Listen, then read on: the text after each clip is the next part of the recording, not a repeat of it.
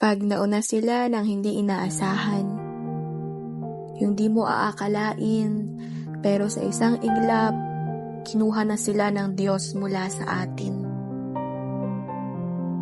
Kaibigan, kapamilya o kakilala, may mga taong mapapalapit sa atin.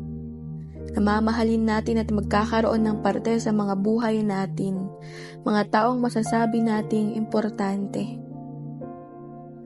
Pero ang buhay, hindi talaga natin kontrolado. Tanging Diyos lang ang may hawak nito. Kaya kapag dumating yung araw na ayaw naman natin, maiiwan tayong nasasaktan at nagtatanong. Nananalangin na sana wag muna, kasi hindi pa natin kaya na sila ay mawala. Pero iba ang dikta ng bawat libro nila. Pagtatapos na pala ng kanilang mga istorya. Ang buhay natin sa daigdig na ito ay pahiram lang sa atin ng Diyos. At kapag dumating na yung panahon na babawiin niya, wala na tayong magagawa pa. Masakit, malungkot at sadyang nakakapanlumo. Yung sakit na hindi mawala-wala at mga luhang di matapos sa pagtulo. Pagsariwa sa mga alaalang naiwan nila at pagbigkas ng pasasalamat sa buhay na kanilang ibinahagi sa bawat isa. Tayo ang nabubuhay, kaya marapat na tayo ang magpatuloy.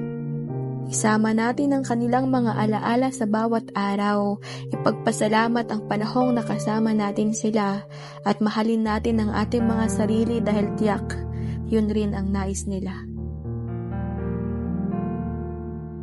Sa iyong pagpanaw, kami ay nangungulila. Sa iyong pagpanaw, kami ay nalulumbay. Sa iyong pagpanaw, kami ay nagluluksa.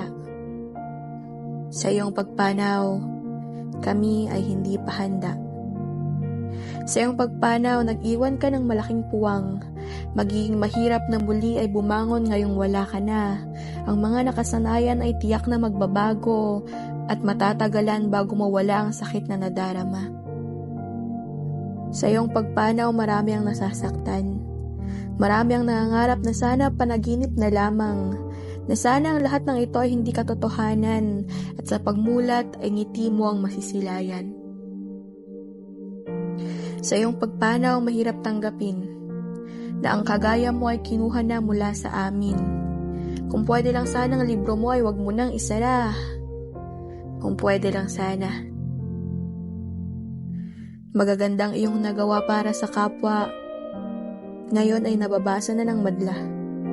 Mga parte ng buhay mo na hindi alam ng nakararami, ngayon ay ikinikwento bilang paggunita. Salamat sa mga aral ng buhay na iyong ibinahagi. Salamat sa pagtayo bilang aming haligi. Salamat sa mga kwento, tawa at ngiti. Salamat sa pagmamahal na hindi namimili. Kami ang magtutuloy ng iyong kabutihan. Kami ang patuloy na sa buhay ay lalaban.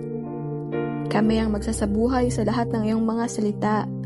Kami ang magbabahagi ng pagmamahal na iyong naipadama.